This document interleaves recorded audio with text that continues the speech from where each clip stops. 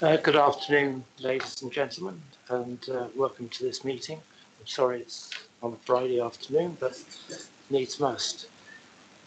I'd like to ask the Democratic Services Officer to read out the housekeeping notice regarding how this meeting will be managed. Thank you, Chairman. Please note that this meeting of the Corporate and Community Open Scrutiny Committee is being recorded by the Council for live broadcast and will be published on the Council website for a minimum of 6 months. The meeting may also be recorded or streamed for live or subsequent broadcast by members of the public. For those in the room, please note that if the fire alarm sounds, please exit the building by way of the nearest available signed fire exit route and make your way to the underpass along the road from the building. Finally, please ensure that background noise is kept to a minimum and that mobile phones and other devices are turned off or switched to a silent setting for the duration of the meeting, including noise on laptops as well, please. Thank you. Thank you for that timely reminder. Can I welcome Councillor Debman, a new member, to this committee? Can you please tell us of any substitute members? Yes, Chair. We've received apologies for this meeting from Councillor Hazel Allen and Councillor Lewis Allison, and Councillor George Farquhar is substituting for Councillor Allison. Thank you. And can I ask the committee, are there declarations of interest that you'd like to make? Anybody? No? Okay. There are no public issues, so we can go straight into item 5, which is the scrutiny of the finance strategy update cabinet report. And the leader of the council is here, and I'd like to welcome him and ask him if he'd like to present the report to us. Yeah, absolutely. Thank you very much, Chair, and thank you to the committee for finding the time to, at short notice, look at this additional paper we've brought forward. We've been some regular drumbeat now in terms of of seeing these, which has been great. It's been really helpful to have the engagement from the committee as we've moved our position forward. I'll just briefly recap the journey, but won't go into too much detail because we've obviously discussed every stage going forward. So we started in the summer with a budget position of £36 million deficit for 23-24, and then we've had a process of working that down on a monthly basis. So we've originally 16 million, and then we've displayed how we would balance the budget for 23-24. So that's now. So now we're in a further detailed phase. So we've got understood what we're effectively trying to do. Now we're working with officers and stakeholders as we bring some of those proposals through into more detail. That's also in the light, and what's helped that process get down to balance is the now, as you've seen in the report, Chair, £8.5 million in-year surplus, which is really well received. And I just take the time to thank the officers and my cabinet colleagues who've worked really tirelessly over a period of time now to deliver both that surplus in year and also move us towards a balanced position for next year. Just a couple of bits of context around that. Firstly, I think we're well aware now in terms of cost of living pressures. Our budget has changed since February in year by £25 million. So the fact we are on track to deliver a surplus is really strong financial performance. And we've got £30 million of issues for next year, which was the majority of the reason why we had a £36 million gap going into next year. So the fact we've been able to work through that, these are unprecedented times again for local government in terms of how we're having to respond to that cost of living challenge, which was not on the cards in February when we set our budget. So really pleased how we've done that. Largely, we've been able to do most of those things. We've already saved £47 million since we've come together in 2019 through our local government reorganisation journey. And we have, in terms of our long-term financial plan, medium-term financial plan, we have effectively £50 million of savings looking forward, which we should be able to achieve over the next few years. So that then sets us in the context of other local authorities in the country who are in a, I think it's fair to say, in a significantly worse position than us largely. We're really fortunate we've been able to inherit a local government reorganisation agenda, which has moved us into a position of having a much more efficient local government model. So that's a large part of the reason why we've been able to react to the unprecedented pressures. As I said, we've got the work streams in place now, which are moving forward to balance those. Very much looking forward to the budget cafe, which we've got in early December, which will encourage as many members as possible to attend. And we look to see how we can extend that process. We're potentially hopefully trying to find a date after the settlement we get on I believe it's the 23rd of December from government, so we can do a follow-up budget cafe at the start of January before the report gets published. So we're able to do one before and one after. Haven't been able to confirm a date for that yet, but that's certainly our anticipation to do. So effectively, I think it's also I'll just touch on the capital element to the piece in terms of how we're funding the transformation programme. So we've applied to the government for effectively a capitalisation direction. We originally applied for a 3-year piece, and they said that they can only definitely deliver a 1-year piece. So in that context, we wanted to say, well, actually, let's look at other ways we could fund that as well. And then in the last report, and it continued in this report, it's our expectation now that the material, the lion's share of that will be funded through some non-strategic asset sales. You'll see actually in here we've got the confidential appendix. I won't go into detail on that unless people want to move into confidential session. But what that does is gives us to recommend to the council to give us the ability to dispose of some of those assets in that paper that non-strategic if the valuation is hit, and effectively at the discretion of myself and Section 151 officer. So, Chair, I think that's probably as much as I need to say. Very happy to take any questions. Councillor Hedges. Thank you, Chair. Gone through the papers and several points that it generates really 3 questions for me, but these are not specifically addressed to anybody in particular. Page 4, as note, first bullet point, cost of living inflationary pressures, saying about 25 million, 22, 23, 30 million, 23, 24. I suppose the question I'd have to ask to that one was, what's it like today? Because we had the autumn statement yesterday. Question 2, it talks about consultation exercise, resident stakeholder budget engagement and consultation exercise to determine public priorities, and it stated that it would start on the 14th of November and also refers to it, page 9.21, 14th of November.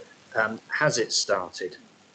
And question 3, at the end, it's quite a nebulous comment where it says reassurances on the uncertainties. The only certainty is uncertainties, and it mentions reassurances on the uncertainties previously referred to on page 10. So could I be made perhaps less uncertain about the unknown certainties or vice versa? Thank you. Councillor Mellor. Yes, thank you. Yeah, great. Thank you for those questions. I'll start at the back. In terms of the unknown unknowns, I think every day, so take a step back. We are in really challenging times. We weren't aware of a lot of these things. We're getting more aware as we go through. So we made some assumptions at the start. We had an update report in June, which did our initial cost of living mitigation and reaction, and so we are more aware of those pressures. Yeah, and actually, to be honest with you, they're being quite resilient to the estimations we've thought of. Things like inflation, and where that's going to go. We're having a better understanding of that now. We just looked at the Office of Budget Responsibility, OBR's work yesterday, which came out and said it gave us more clarity in terms of inflation and what we can expect through that. So now we're updating the budget and the pressures for that information. But as we move through, we are getting more comfortable, I think, with the surety of the assumptions that we've made. It actually comes back to your first question there in terms of the 25 million pounds and the 30 million pounds for next year is the point. That is the level of excess expenditure through cost of living that's come on since we set the budget in February as of today. So that is effectively an updated figure, and you'll see it hasn't changed much. What we are doing now that we've effectively displayed how we would move to a balanced budget position, the ambition is to improve that. and give us more choices and flexibilities. Twofold, really. One is going back through a lot of the not income assumptions, the pressures effectively, and being more robustly and updated, updating those. And that is finding some small elements of change, some positive changes that we're able to bring back in. So that is part of the process we're doing now. So effectively, with less unknown unknowns. And the assumptions are robust, and as they are 25 and 30 million in this budget, and we are working in a detailed way to actually more forensically interpret them, so we've got surety going forward. I think I've forgotten your second question, Councillor Hedges. It was about the 14th consultation exercise. Yeah. Absolutely, thank you. That's helpful to raise. Yeah, so I believe I've just sent an email actually to all members just literally a few minutes ago, highlighting that we are today. I believe today the engagement exercise has started, is live. That runs to I believe the 23rd of December, but it's effectively right up until Christmas. So 5-6 week engagement exercise. Really pleased we're doing that because it's a step we don't do. We don't always do as a matter of course. And I think we've got such large-scale issues and really highly public environment, both nationally and locally. It's absolutely the right thing to spend some time, doing extra engagement, which we're doing. So that is live as of today, I believe. Thank you. Thank you very much. Thank you, Councillor Slade. I think you're. I beg your pardon. I saw an arm guard, and your next door neighbour, Councillor Farquhar. Thank you, Chair. I appreciate it, and I appreciate you accepting me as a substitute on this very important committee. You said at the start that you were sorry that we were meeting on a Friday afternoon, and also Councillor Mellor said thanked us for finding time out at short notice to find a time for this particular meeting. Could somebody tell me why it is that we're meeting on a Friday afternoon in this committee, please? We searched high and low for dates and also timing on reports. Those were the two elements, really. And thank you very much, Chair. And are you happy that the correct notification for the public was actually delivered on time for this particular meeting and widely spread as it should be as per the Constitution? I think within a few hours it was probably as good as we could have hoped. So is that a yes? You're happy that it is within the Constitution and that the notice was actually published? Yeah, I'm satisfied. Thank you. My question I do have at the moment is that, and I thank Councillor Mellor for his opening sort of briefing. It referred to other local authorities. I don't think it's the place of this committee to really concern ourselves with other local committees, other local authorities. This is not a game of football. It's not a league table, and if it was, could anybody let us know when the transfer window is? But my question is this. Can I just interrupt you? I think peer review is something that's very valuable, and look at other authorities is a form of peer review, but that's my opinion. Anyway. On with your question. I appreciate that, Chair, but I don't think it's a place for this particular committee to commit peer review. And on the subject of peer review, we have had a peer review, and the report is very damning for this particular administration. So if you would welcome us as a scrutiny committee looking at that peer review, I'd quite happily recommend it to our particular forward plan. If you recommend that we welcome peer review to other local authorities. I'd like to, but unfortunately, we haven't got enough time in the year now. It is a shame that your committee is not actually given the same sort of time frame as the original Review and Scrutiny Committee. I believe it was only 5 meetings, but just for confirmation, can you say how many extra extraordinary meetings we've had since it was passed? Off the top of my head, no. Is there an officer that could actually answer that, please?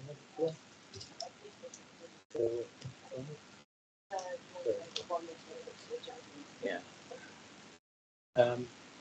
Third meeting with one adjournment. Yes. And talking just on the forward plan before I actually ask the question. I was going to say, is there a question I have? Well, absolutely. Yeah. So how many more meetings do we have before the elections on May 4th, 2023? Yeah, please. The next scheduled meeting is on the 12th of December, and then following that we have a meeting scheduled for the 6th of February. We're also looking at a potential date in January for an additional special meeting. So that's a further 3. That's smashing. Thank you so much for that, Chair. It does certainly clarify myself being a substitute. One more question, if I may. Actually, on the paperwork which has been delivered, I see under the actual committee itself that there is a vacancy. Why is there a vacancy on this particular committee? No, the vacancy's been filled now, Councillor Dedman. I see. Thank you. Can we get assurance that the paperwork will actually be updated to reflect the importance of a representative of Christchurch Independence actually appearing on this committee, or any committee of scrutiny?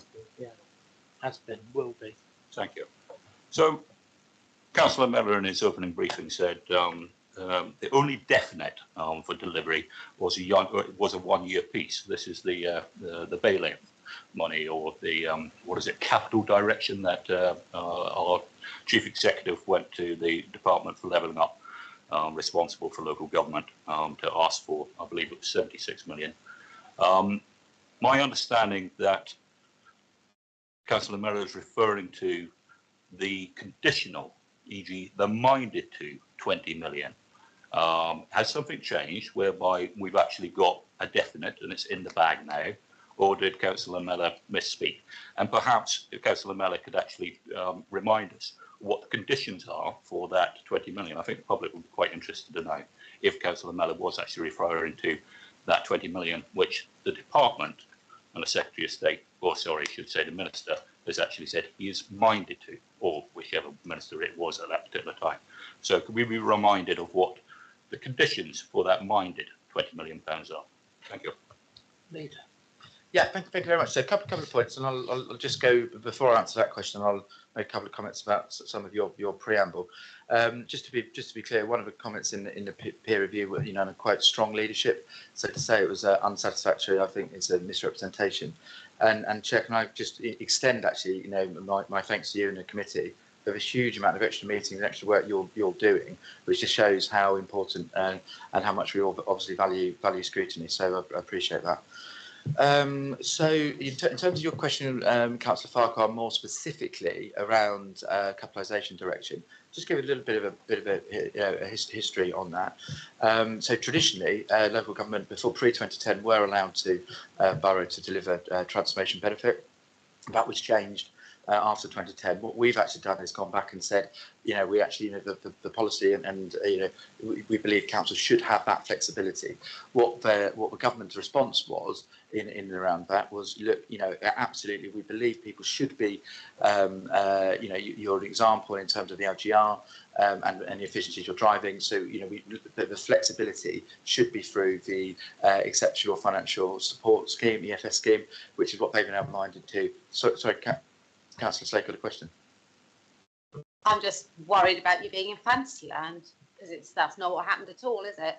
You think that the government changed the rules. They didn't. You were breaking the rules, a bit like the upskirting. It's always been immoral. They just had to correct the law to make it also illegal. I'm just in shock that you continue to peddle these complete fantasies. I'm not going to use the L word because they're not allowed. They are fantasies. And can we do it through the chair in future? Of course, I apologise. The leader directly asked me. He should have come through you, shouldn't he, Chair? And I should have come through you as well.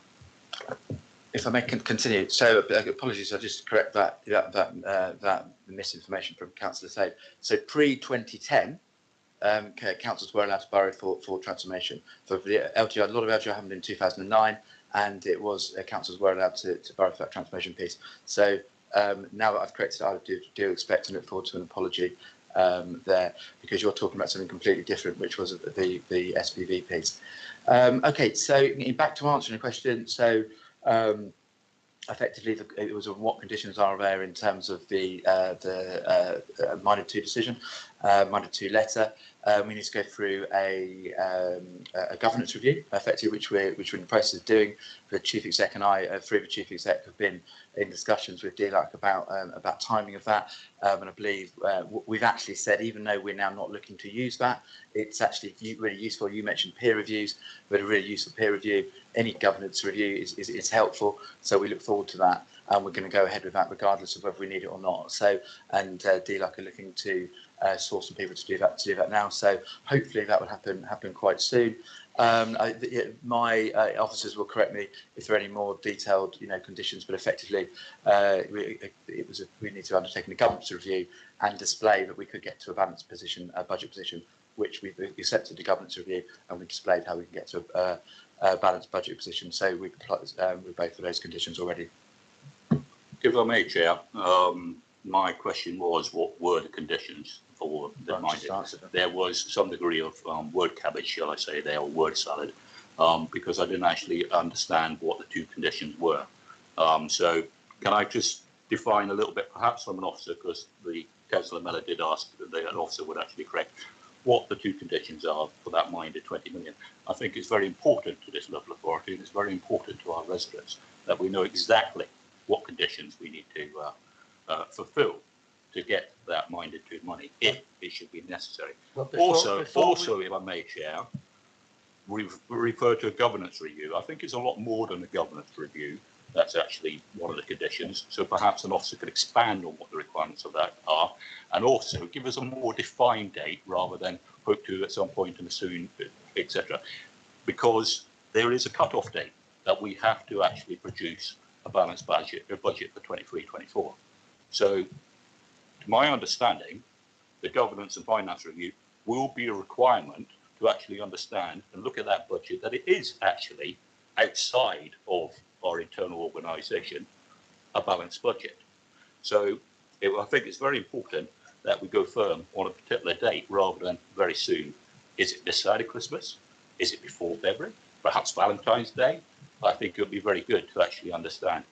My understanding, and what's been shared with me by residents, is that this local authorities and special measures, DLUC are looking at us very hard. And when we receive a letter from the Minister that's responsible for the financing for the capital direction to save us from going belly up or bankrupt or whatever the term is on a 117 notice, I think it's very important that we address that and we actually go firm very quickly on what the details are to deliver on that particular direction from a minister. So perhaps an officer could actually direct what the two conditions were and what the actual progress is on actually delivering a date for the governance and finance review, please.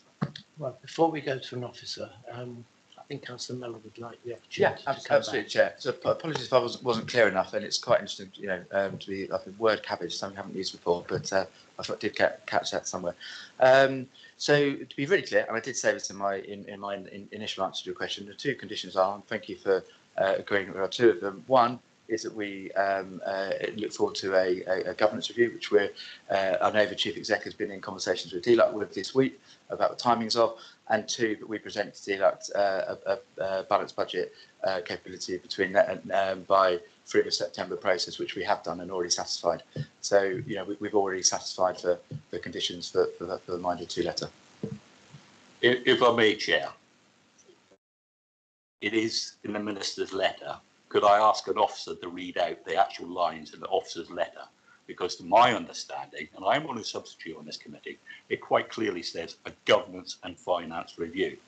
In addition to that, unless we receive a letter from the Minister that we are actually fulfilled our conditions, I don't think they're fulfilled. There has been too much in this particular administration whereby it's all discussions at the water cooler and it's all right, bud, that's no problem, we'll see you right. The only time that we get something written down for meetings that have supposedly happened with the Secretary of State, which have been trumpeted by Councillor Mellor and others, is actually, well, Freedom of Information request says there's no agenda, there are no minutes. This meeting essentially produced nothing. So I think it's very important that if a minister sends this local authority and our chief executive a letter, which we require to fill out, that we actually know what those conditions are, rather than what we've heard from Councillor Mellor. Shall we ask the chief executive? Mr. Farrant, are you there, and can you help us with this?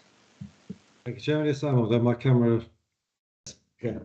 Thanks, Chairman. Yeah, the letter is, as the leader describes, says in line with the approach adopted for requests for exceptional financial support, this principal support is subject to the council agreeing to the following conditions. I won't read them out in full because the first one's 5 lines long, but basically to produce a plan for a balanced budget. And we have continued conversations with the senior civil servants around that. And I think there was one yesterday morning was the last one between civil servants and our own finance director. And the second condition is that the council undergoes an external assurance review of its finances and governance arrangements. In fact, the civil servants in discussion have said that that's likely to be a governance review, because they're quite clear on what we're doing on finances, and they've been followed through, and they know we've been talking to CIPFA and the LGA peer review. And it does say this review will take place in autumn 2020. And I think we all know our experience of government is autumn can stretch on, sometimes into January and February. But they are planning that to go before ministers to get the approval for the person to do that review in the very near future. I have one letter that I need to write, which I was hoping to get out today, haven't yet got out. We'll go out in the next 48 hours or so to say to them that that's the agreed process. The letter does go on to talk about further conditions that could apply to the capitalisation direction after completion of the governance review, but that's dependent on that review. I hope that helps the committee. Thank you. If I may, Chair, and I think it does need clarification. The Chief Executive said refer to 2020. With this particular government and with the particular lack of communication and hard copy paperwork, I believe that should be autumn 22. Here we are on a Friday afternoon on the 18th of November. I think we're well into the autumn now.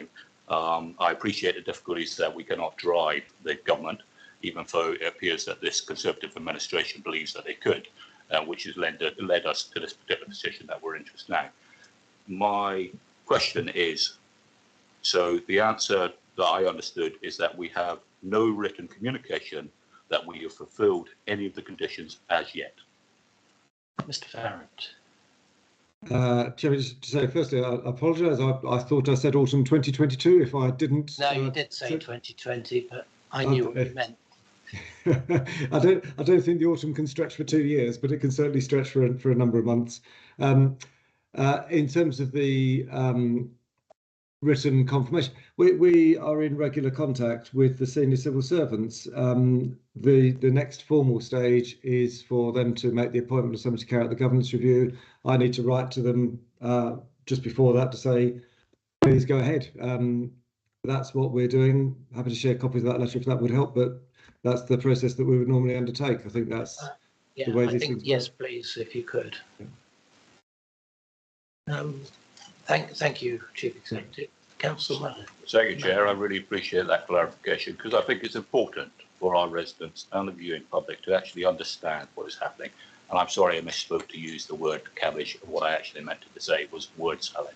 Yeah. I think people should be very clear on what they actually say, and more importantly, mean what they say. Thank you. Councillor Ayinga. It's actually on the same point. We don't have the, since the council has mentioned it, so we don't yet have the confirmation that we have met the two requirements. And I absolutely agree with the sentiment, which is kind of anything that's said informally, I think we've just got to be super careful about. And we need things emphatically in writing. So we haven't got written confirmation that we've met the two. You've explained, Chief Executive, why we haven't got them yet. But equally, within what you're saying, we don't know when we're going to get it either. Autumn, as has been pointed out, we're well into autumn. Some might say we're now in winter. And I do understand that the ministry will kind of decide exactly when it's going to happen, but we're at their mercy. That their delay becomes our problem. Unless it doesn't, is there anything that we are missing here? Do we need to worry how soon this will come about? And what will happen if it doesn't? What will happen if we never receive a letter or we never receive it, for instance, before February's budget council, for instance? What happens if we get to that day, which is very plausible? They haven't completed, for instance, the audit, and we haven't got that letter of confirmation. What will be the consequence for this council if that comes about? Chief Executive. Thank you, Chairman. In terms of the way that this has been handled with the department, it is worth saying that I thought they behaved extraordinarily fast, actually, in responding to our earlier request, such that we wanted a response in order to be able to give the council confidence in early September. And they worked during August and September and put that minded to letter in place extraordinarily quickly. I think we have a very strong relationship with the department, so I don't think that is a fear for the council. I think if we were to flag and say we need something now, then we would get that. The letter actually is very clear. It does say, I'm minded to offer the council in principle support of up to £20 million. This letter does not constitute a capitalisation direction, but outlines the government's current position.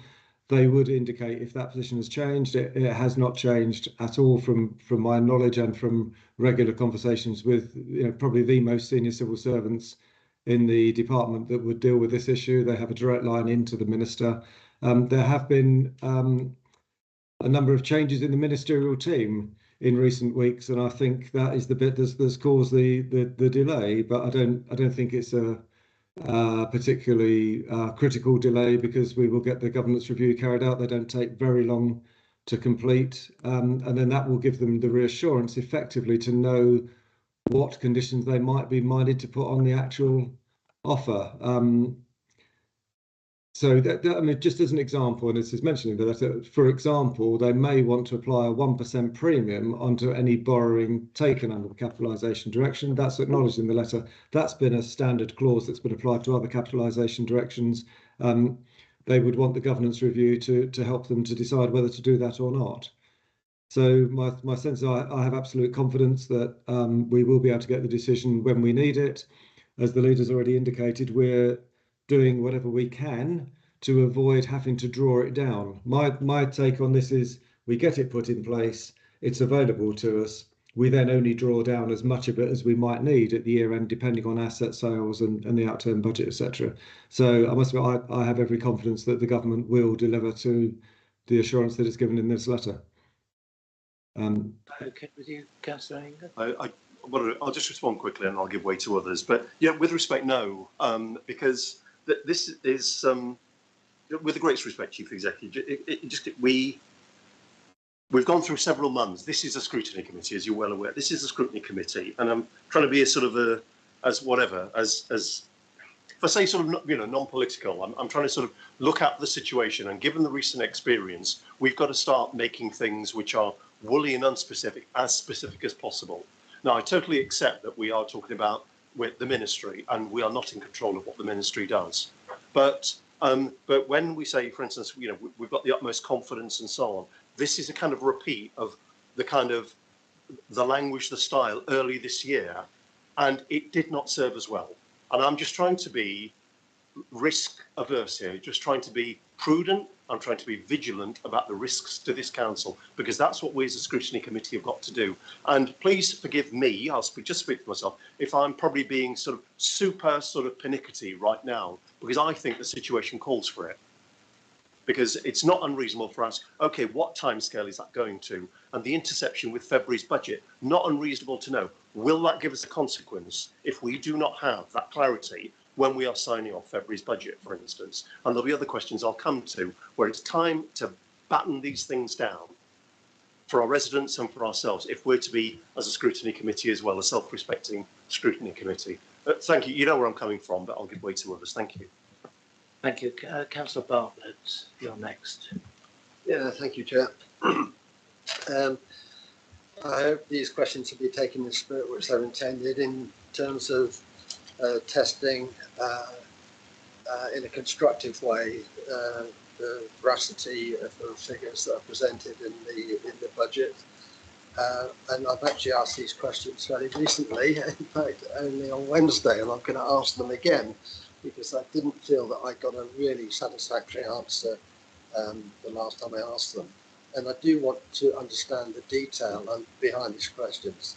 The first one is the assumption or figures for capitalising the £6.7 million over the next 3 years in terms of the labour costs, capitalising within the transformation funding.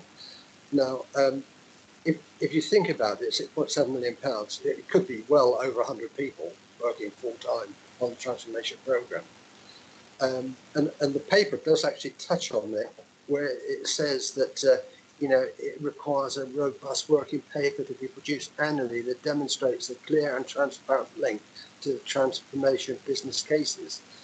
Now, I'd like to understand how that figure has been derived. I can understand if it was an assumption, an estimate, fine. But let's understand what it is. Are there 100 people working full time on transformation now, and will they be over the next 3 years? And if they are assigned to transformation duties, are we recording it? How will we specifically be able to demonstrate that the staff have been used on transformation? Because we're required to demonstrate how that it is valid. So that's the first question. The second question is the assumed transformation savings of £10 million next year. I understand that as we work a budget through, it progressively changes. You have to make assumptions, and as you move forward, it firms up progressively as we move forward. But the transformation programme now has been in work for a number of years. One would hope that we would have some detail about what those transformation savings will be next year. And let's face it, we're not far off of putting the budget together. So there must be some detail underlining that. And if there isn't, fine. But let's understand if it's an estimate. But if there's detail behind it to give us a bit more assurance that it's not just a wag, excuse the expression. If you use a computer, apparently you can call it a swag, because then it becomes scientific. But I'd like to have a bit more assurance about the way these costs have been put into the. It's very easy to put the figure in there and say, okay, we've got a balanced budget, but what's really behind it? Let's give us a bit more confidence about those two areas of cost. Thank you. Would you like to tackle that? Yeah, absolutely. And absolutely taken in the right spirit. Apologies if my answer to the first question about 6.7 million wasn't clear. It can't have been because there's still some confusion. So effectively, it isn't 100 people. What I tried to say on whenever the meeting was earlier this week, it's a percentage of time for people across the organisation. And there are some people where that is 100% of their time, small amount of people actually, where they're specifically involved in transformation. Some of them more senior, service directors, corporate directors, it's a percentage of their time because a lot of their time is taken up on transformation. There is a very detailed sheet which has had to be audited and signed off. So I'll check internally, but I see no reason why I can't share that sheet in full. It will work out exactly that 6.7 million. So if I'm able to, I absolutely promise to share that. And any more questions, please ask them on that. In terms of 10 million savings next year, this isn't a new thing. This is a very consistent. Even if we look back to the PwC report before we became in and started working with KPMG, we were really clear about there were three sort of benefit classes, and procurement savings was one of them. We've now done a significant amount of work through procurement to get some more detail around how we're going to be looking to achieve what the strategy is to achieve them. We know basically and quite simply that a larger organisation, if you have more buying power, so it's right that we should be able to drive out more savings. We know we have evidence where we've been able to do this, and there are areas where we've already started pooling and we've actually exceeded the targets we've expected to do in terms of procurement savings. Chair, I appreciate the extreme workload of the committee. I know transformation does come here, I think annually. If it would be useful, in terms of the budget round, that we actually, ask for an update report before that process. Be very happy to come in and with the transformation team and a report to talk about it in a bit more detail. Effectively, Chair. Just one thing I would just say, and I think it's actually sort of a really important. I get the positive challenge, and I think that's really healthy. But we need to take some comfort, not from the politicians, but from the Section 151 officer and the professionalism around him, and what the Chief Executive just said in terms of his high level of confidence, in terms of his relationship and conversations with DLUC. So in terms of where these savings are or not, there is a really high bar to go through before we can put these in a budget anyway. So I get the challenge. I think it's a really useful and helpful challenge. That's what we should be doing.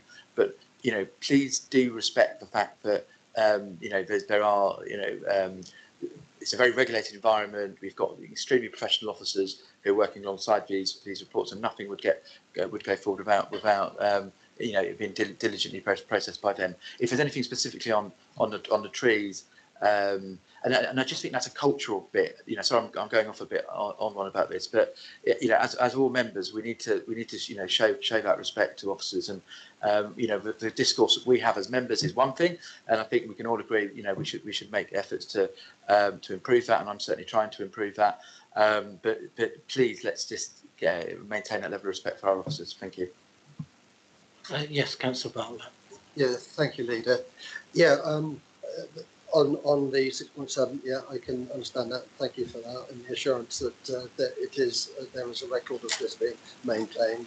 In terms of the £10 million projected transformation savings next year, you haven't given me any detail, which is what I've asked for. But and I do have absolute confidence in our officers in this regard. But it is actually the officers that are flagging this up as an issue in the report, because it's an if we can do it and not how we're going to do it.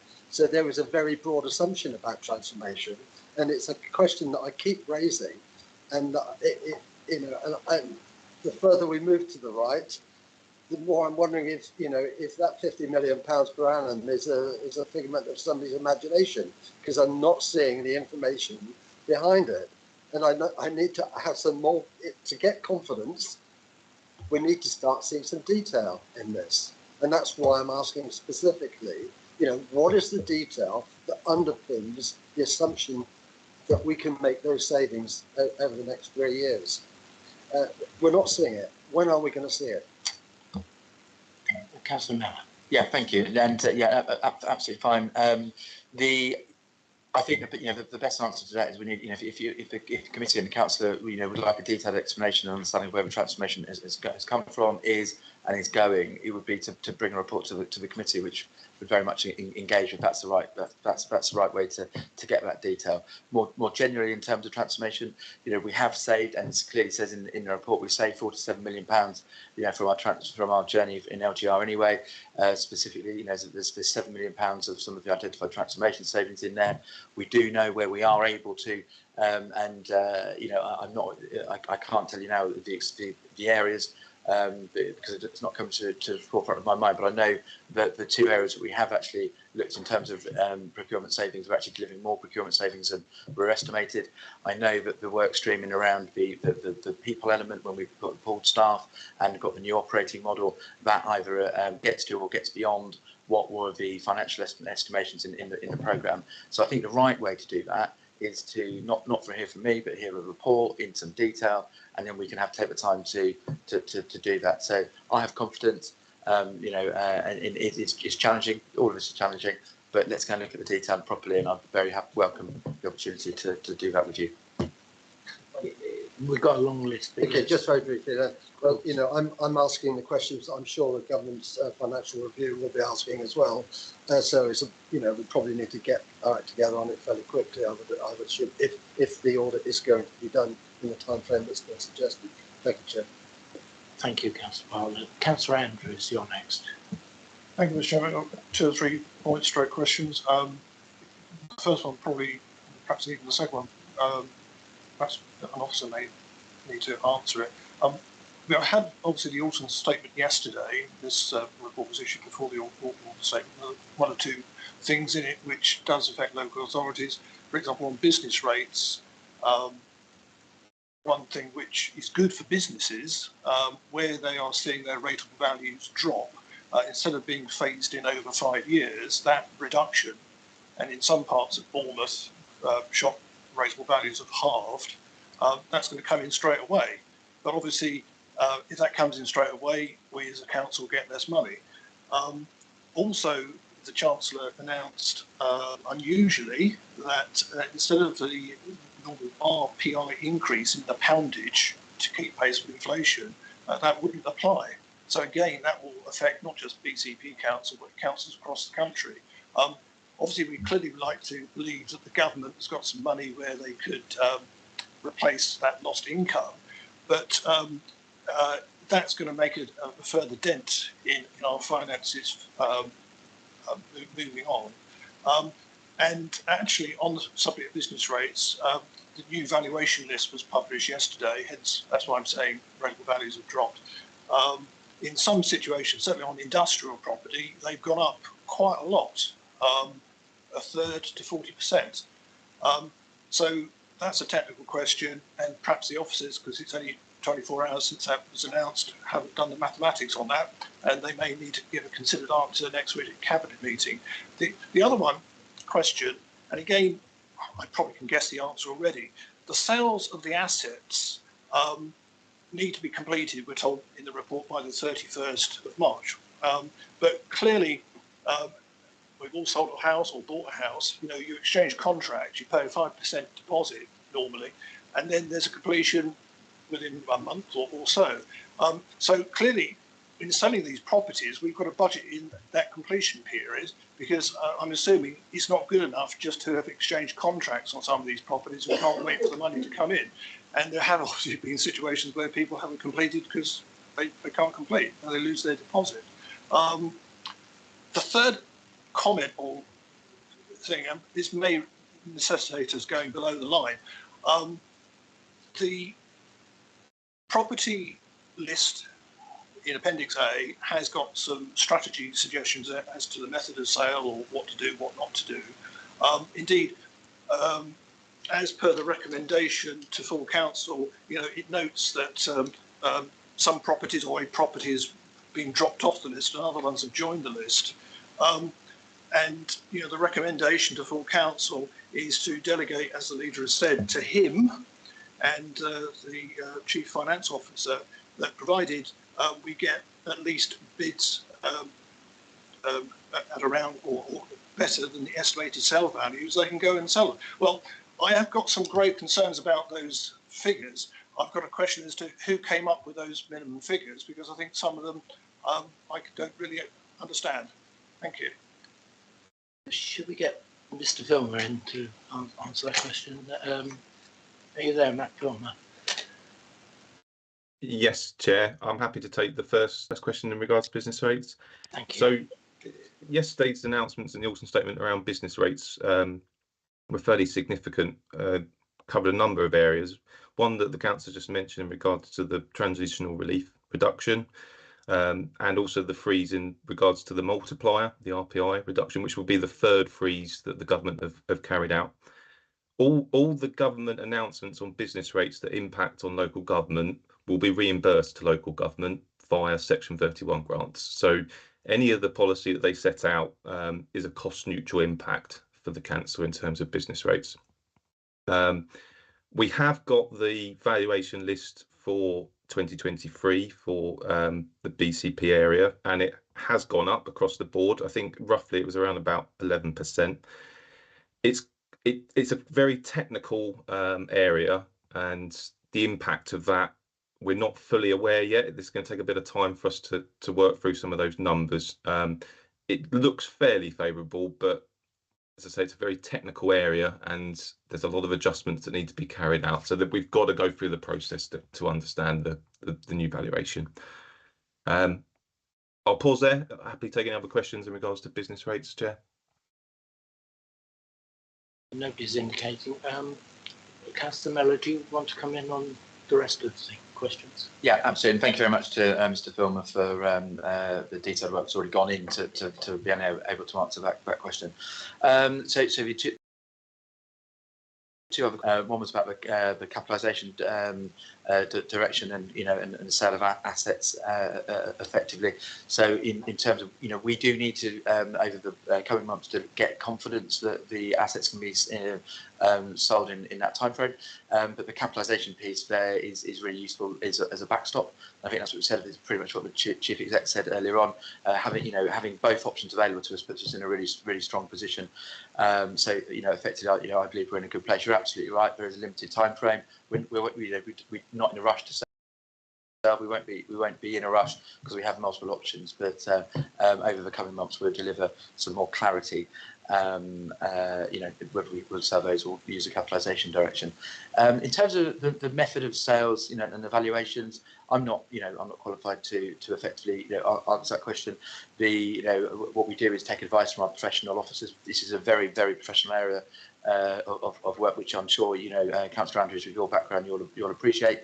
Where we come in is ultimately. This has got member sign-off, isn't it? So it's member sign-off through full council and member sign-off through delegation, part delegation to me as a leader of a council. So our professional officers will act professionally in their experience, and then we will ultimately be able to make a decision whether we think that is the right values, and that's a full council decision. Once the full council have done that, then that gives us the backstop effectively, and anything over that, trading over that, I'm still in the process to sign off. So I would again, come back to my earlier point, have confidence in our professional officers, but where I do respect the councillor's professional background, he will be better placed than me to have a dialogue with them about that. Councillor Andrews, you want to come back? Thank you, Mr. Chairman. Yeah, I am concerned because I raised this point when we went below the line last time, that the address of one of the properties is still wrong. It needs to correcting. Any councillor who went to perhaps casually look at properties that we own and there we're selling those off will be bemused because they would have gone to the wrong road. So certainly if that could be picked up when perhaps Cabinet discussed this below the line, perhaps if we discuss this below the line, but that was obviously perhaps limited in the confidential minutes taken when this was discussed last time. And the point that wasn't answered, perhaps again it's a technical question, it's more of a legal point as opposed to a financial accountancy question, was about, we actually have to get the cash in by the 31st of March. Therefore, the process of selling these properties by private treaty. One of the properties is that we just talk to one person, they can muck us around, hold us to ransom. They could, as people do in property, they could say at the last minute, well, actually, I'm not going to pay you that figure. I will only exchange and go immediately within a week to completion, but I want to cut the price. And of course, if you've only spoken to one person, you're really mucked up, aren't you? So I am concerned. Obviously we lost one of our senior valuers at BCP Council because she joined Dorset Council. So I am concerned about the figures and the strategy. 2 of those properties, stroke 3 of those properties, over the years I have dealt with to some extent. And I have some considerable knowledge, which I'm more than willing, if a particular officer wants to give me a call at my office next week, to convey to them. I'm here to help, not to frustrate. Thank you.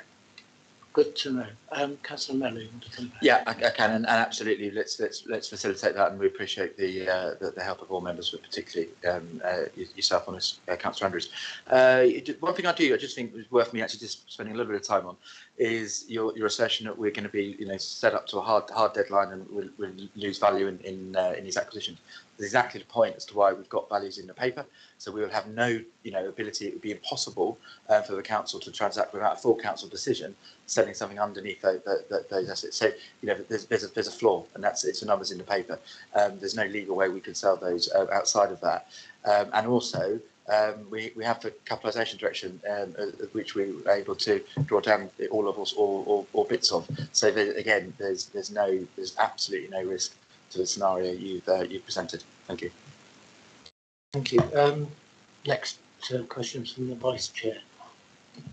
Thank you, Chair. I would like to ask a general question because we know that the cost of living crisis is affecting all the local authorities, and so comparing our financial situation with the other similar local authorities, how can we compare to similar local authorities?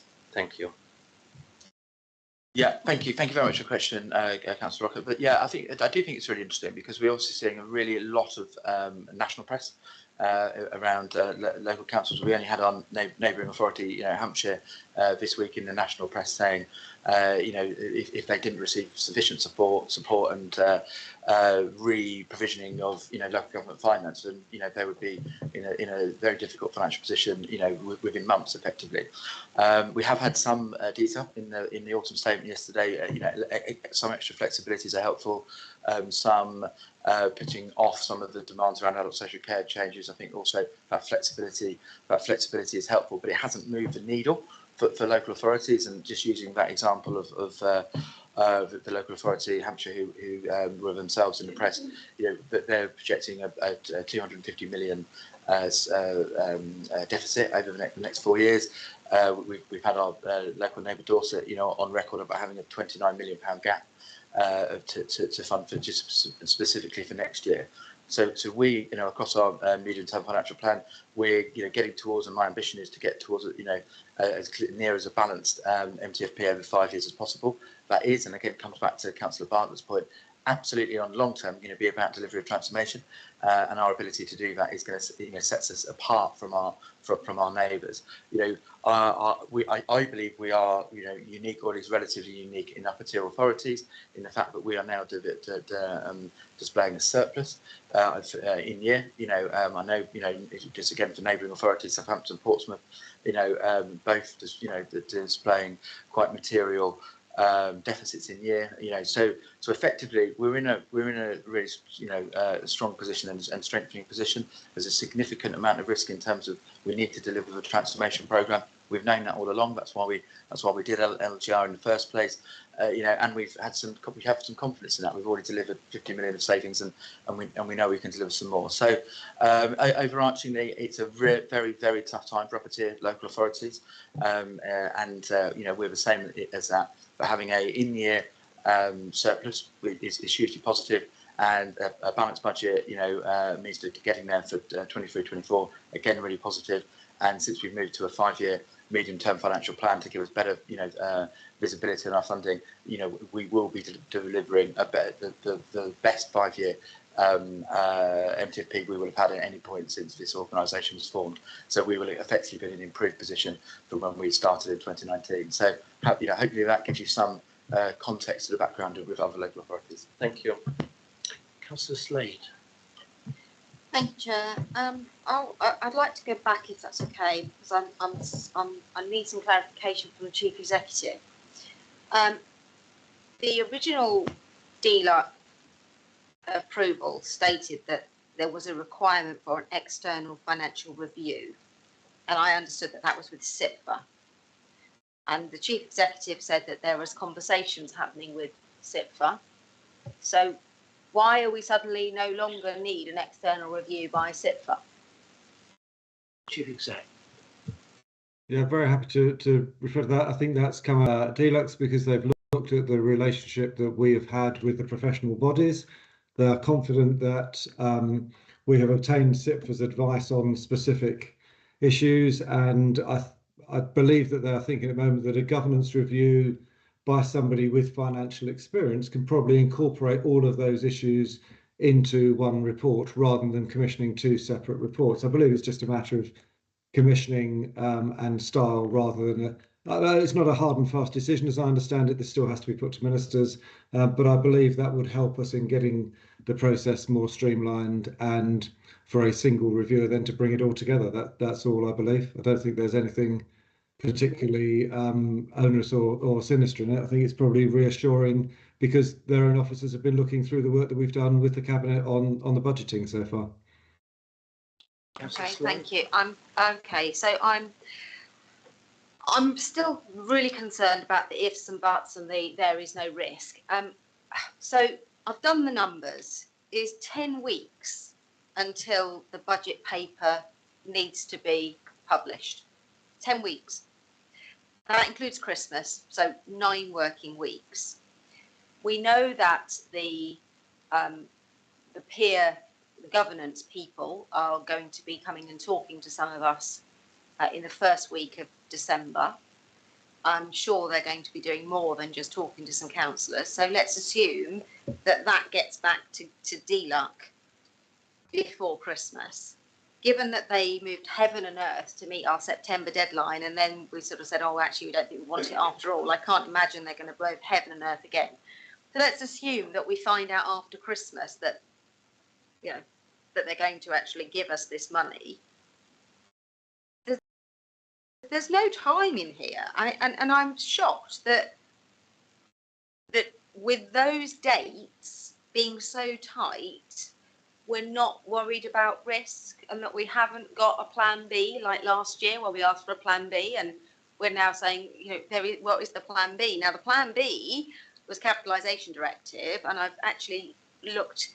Actually, the numbers are wrong because the interest rates have gone up 1.5% since the paper was written. So the numbers and how much it's going to cost us will have gone up. But I noted that the leader said the lion's share of the money is going to come now. So you're accepting, it would appear, that we are going to need some of the capitalisation directive, and which suggests that if the capitalisation directive doesn't come, there is a hole. So I remain very concerned.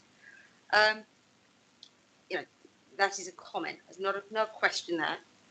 I'd like to ask some questions around the property without going beneath the line. Some of those properties are for sale by auction. Can somebody confirm for me whether they're already scheduled for sale? Do you have that information? Are they already listed for sale? Is that something you can answer, Chief Exec?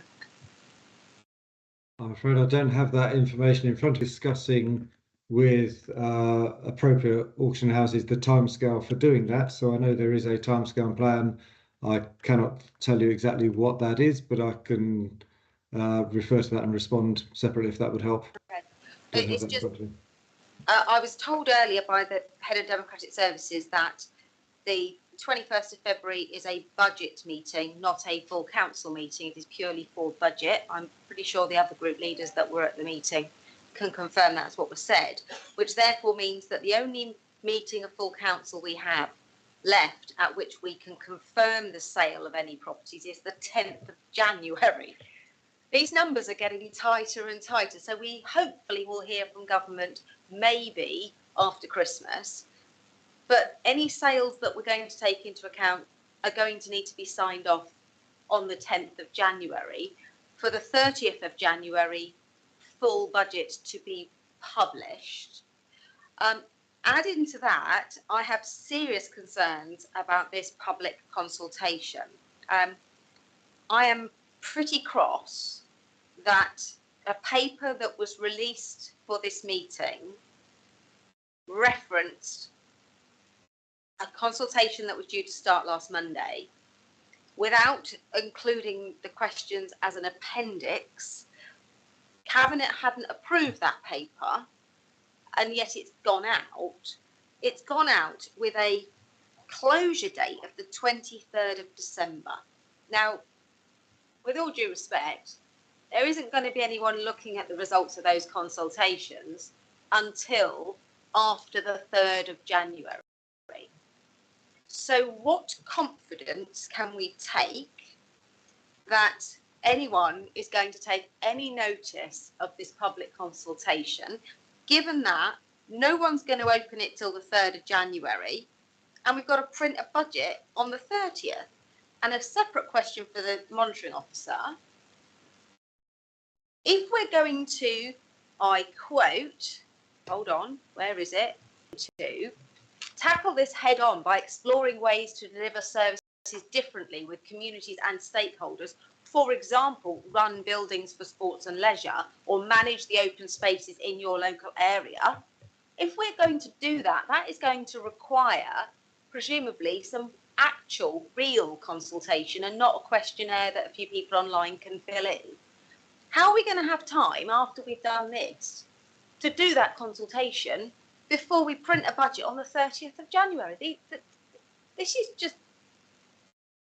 just not credible.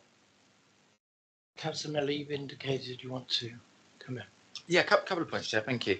I'll get back to the point around about time and when the papers for selling the assets will come to the council. I think Councillor Slade said that would be in January. If you actually read the papers a bit more clearly, it's quite clear that we're saying that we'll have the delegation at this council. Yeah. So we will be able to take that on our next next council meeting. So then at that point, that delegation will be there, and then we can then go forward and either sell or not sell those assets, with the delegation of myself and the Section 151 officer. A bit about the public engagement exercise. I think it's just, but by all means, we can talk about it in a bit more detail, what it is, what it isn't. But it's purely a good thing. This is a piece of engagement we don't normally do. Yes, it is a tight time frame. Yes, it is ambitious to get that in and turned around. But it's exactly the right thing we should be doing. We should be a listening council where we go out, and do something where we get in front of our residents to do it. So let's do it. Let's engage it. I really look forward to it. There's a detailed email, with all councillors about how that will come across. But of course, we will process the results in time. And I think at the scrutiny meeting I was at a couple of days ago, I said we'd share all of those results, with the wider membership as well. I think it's really important that we're all aware, and aware of it. So, and I've also suggested about we're trying to work out how we can even extend the budget cafe, so the engagement with members as well as officers. So, yeah, so that was, and I guess the last point was, I know it was a comment, not a question, but I don't. I think you portrayed it as I accepted, but we will definitely need a capitalisation direction. Absolutely not. That's not what I've said. I don't think that's what I've led the committee to believe. I have a high degree of confidence that we will be able to realise the values in some of those assets, but we will only sell them at the right price. So it's sensible and prudent to have a backup option, ref capitalisation. So it's perfectly reasonable that scenario B, but we'll take a small element of that. But if we don't get it, we'll take a larger element of it. Happy, there are people in the room who could discuss the consultation and engagement exercise in more detail, but it depends whether Councillor Slade or yourself would like to direct the questions. Thank you. Councillor Slade, Yeah. should we ask? Can I just come back on that comment around, has the leader considered the fact that he's now leading a minority administration, and given the fact that there's a lot of us here very concerned, and half of the Conservative members of ONS haven't turned up to listen, but there's every chance this might not get through council. We might not want to give the delegation to the leader to sell assets that are normally required a full council to do, because they're more than £1 million. Why would we give that delegation to? I just don't know why we would do that. So that's very concerning. But the idea that we can't, the next meeting of corporate and community overview and scrutiny, which is the place that would look at the community's element of this budget, of this consultation, is the 12th of December. So that's not going to happen, or the 6th of February. So it's just not credible. Well, possibly January. Okay, so we're going to have another special meeting to look at the consultation results, when the consultation results are not going to be processed in time. I mean, you know how bad we are at getting the consultation responses out. It can take months. But I'd like to know about how, from the monitoring officer, the specifics around anything that is decided with that. When is the deadline for starting that legal consultation period with staff who are going to lose their jobs, or with services and communities that are going to be losing things? Monitoring officer. I'm afraid I don't have those, Chairman, not having been involved with those particular processes in the services. But what I can say, as far as budget consultation is concerned, that we are starting really early with our consultation on this, and some authorities, in fact most, usually consult during January. Another thing Councillor Slade mentioned about no one opening the consultation until the 3rd of January, I'm not sure that that will be the case, because officers will definitely be working through. And if there's a requirement for work to be done during the Christmas week and that period, it will be done. So that's as far as I can take that one, I'm afraid, Jim. Thank you. The next person is Councillor Dedman.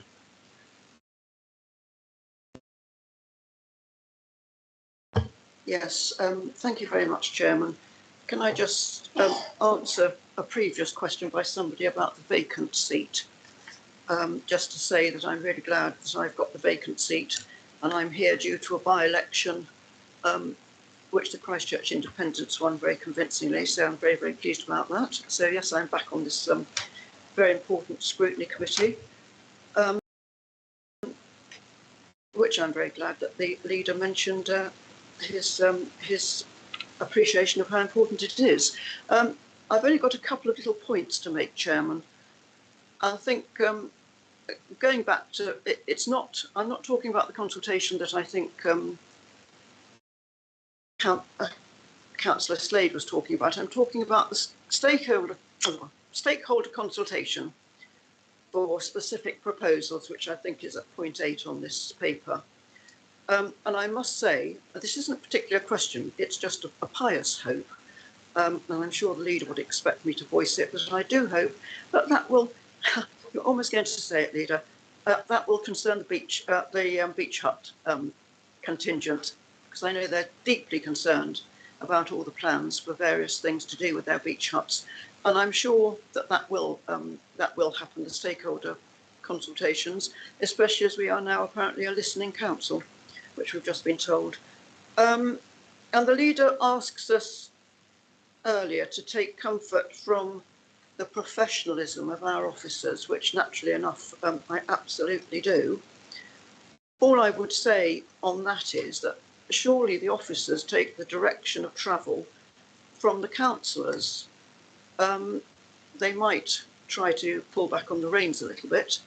And yes, I do totally appreciate that they're professional. I think we all do. But for example, the report mentions that the initial plans for the budget that we looked at before, which concerned various other ways of balancing the budget, had to be changed after an amendment of the government guidance. But the government guidance was perfectly clear. And it was rules which were very obvious and which somebody, and I'm exonerating the officers, somebody was trying to bend, if not break.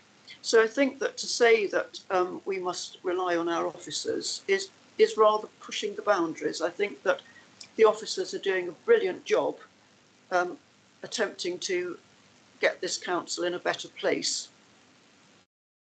And yes, I appreciate that. I think that they are doing a very good job, and I think that we really need to have a budget which is an ordinary budget, not all this ambitious budget and all the words that we're using. And the only other thing, and this is a question about, I think that the residents do deserve comfort on this one, and I'm looking at page, I think it's page 11 on this particular thing, but it's about external intervention. And how can anybody take comfort from the phrase, the external auditor does not share the optimism around the council's ability to deliver a balanced budget based on robust evidence-based assumptions? They, this is the external auditor, continue to articulate that they will continue to oversee progress carefully and will not hesitate to act if they think it necessary to do so. I find that, of all this paper, which I have read very carefully, I find that the most worrying piece of words totally in the whole thing. There is no comfort to be had from that. It doesn't say that we're going to have any ability to deliver this balanced budget, which is all, I hesitate again to say smoke and mirrors, because I don't think it is. I think everybody has worked terribly, terribly hard. And I certainly know that people in adult social care and health have. But so it's that really that I'd like the leader to say that despite page 11's external auditor report, that we can take comfort, that we will be all right, and that everything is going well. Thank you. Thank you. Thank you very much. And yes, I'll just answer that last question. I think that was the rest of the statement. You know, the auditor also did say in that meeting we've made very good progress as well. You know, we're trying to do something really complicated. We're trying to do something at a time of massive change in terms of council budgets. 55 million over 2 years. You know, that is a huge impact. It's only only right and proper that we should then do a very diligent process on that. So yes, I am confident. You've had confidence from your officers on a number of things, and just to point out, you know, these officers, you said, take direction from the councillors. Yes, they do. Important distinction. They take, you know, they work for all, you know, the councillors. They don't work for the administration. So, you know, that's exactly what our officers do, and that's what they will continue to do. So, and we should all take some really high level of comfort and confidence in that. Challenging question, what I'm saying, but you know, I'd be really surprised if we'd be, you know, continuing to challenge and question what our statutory officers are saying. Thank you. Thank you. Councillor Inger's next, then Councillor Farquhar, and then thank you. So, Councillor Inger. Thank you. I've got 3 bits, but I'm mindful I've spoken before, so I will be quick with these. The first one, it just came up, and actually Councillor Devon's alluded to it. I think it was sort of reference to a comment I made earlier, and was I challenging the officers' professionalism? No, not in the slightest. But on the other hand, I think you know what I'm going to say here, which is that nothing at all is meant as a slight on anyone's professionalism. That said, this scrutiny committee has got a job to do, and now more than ever, which is to think about, prepare, and ask all the questions that need to be asked at this rather treacherous time. And if the language is sometimes a bit blunt, a bit direct, then in advance, apologies if it causes offence. But I'm sure the people here in this room and online, you're all very used to rumbustious kind of discussions. So hopefully that point is made. Nothing can get away from the scrutiny process being done here to its fullest extent, number one. Number two, just funny about it, I think it was a Councillor Edmund sort of stole my thunder a little bit. The quizzical questions here about will a balanced budget be met, and maybe I'm repeating it, is that this is not, it's very easy in this meeting for it to be sort of dismissed as sort of political manoeuvring and so on. It isn't. It isn't. When the external auditors have said what they've said, and when we read in the memos that were sent and so on about the messages from successive ministers, this is what we're going on, okay? And for some part of it, I feel very, very much outside the inner circle on this, but this is what we have to go on. And I must say, my take from this meeting and from previous meetings is when we're asked for certain precision, today it's about certain timings on things, that they don't come. And I won't embellish that further. They don't come, timings on these things. And as we know, we're very compressed now. The third thing is, this is the main thing of the question, if I may, Chairman, is about, if I could go back to the asset sales, and I'll stay above the line on this one. There's something I'm trying to piece together in my mind about how this is now going to run the gauntlet from now through to the end of the fiscal year, or rather the start of the next fiscal year, which is there's certain assets at a council meeting to come soon. There will be possibly an approval to delegate the authority to leader or deputy leader and chief financial officer. There's a question I'll hold for a second. That's one hell of a delegation, I've got to say, for an enormous transaction, or transactions plural there. But there will be an approved delegation to them, and then disposals will happen. The question's already been raised about whether that's physically possible between now and the end of March. I highly doubt it, but okay, let's see how that emerges. And then there's the comment, and this is the first recommendation, recommendation 4, is that non-strategic asset sales are set out, subject to achieving the estimated sales value. So there's something there which I do understand is a kind of a tolerance within the values that are put there, but what kind of tolerance there? We don't need to talk about it now in today's meeting, but it is a question that we will probably come back to, which is how much of a drop in price will be expected. And if we don't achieve that price, then what happens? Because we won't have achieved budget then. These are all really, really big questions, and there's very, very little time to resolve them. Maybe not a question, Chairman, but that's where I am with this. Thank you. Councillor Miller, you want to respond? Yeah, please, thank you. I'll respond specifically. I've got things to say about the earlier part of that statement, but I'll just respond specifically about the asset value point. So let's be just really, really clear. If these assets do not achieve the values in the paper, we will not have the ability to sell them without going back to full council. So that's really clear. I don't know how we can be more clear than that. I think it is important that there is a delegation after this, because we need to see where we are at that point and reflect, both as a member team and the officer team, to say, is it still the right thing to take those asset sales, or should we take a capitalisation direction? So we're allowing flexibility. But just for absolute clear and comfort, if full council support this recommendation, then that is the bar. That is that is the floor effectively, and I hope that gives some clarity. Thanks. Councillor Farquhar, it's finally your turn. Thank you, Chair. I'm a bit confused the difference between the bar and the floor for deciding what is as low as you can go. But again, comes back to my earlier comment for word salad as opposed to cabbage. I wasn't quite too sure because there was a question actually when the decision is made to the assets to be sold, and there was discussion about the next council meeting. The next council meeting is on the 10th of January. So the first part of my question is, can Councillor Mena confirm that he plans to bring the asset sales and the delegation question to full council on the 10th of January? Councillor Mena. Yes. So again, we come on to then this big ask on a non-majority authority, which at the last full council received a public petition for a lack of confidence and calling for the leader and the deputy leader to actually resign. It's a big ask to expect even councillors that are actually, on the administration itself to follow on from that and expect the leader and the deputy leader to actually vote for them to dispose of assets that belong to the community. So my question on behalf of the public, because what it says here is non-strategic assets disposal. So my question first part of my question to Councillor Miller is, what is this definition of strategic? Chief Exec, you want to come in?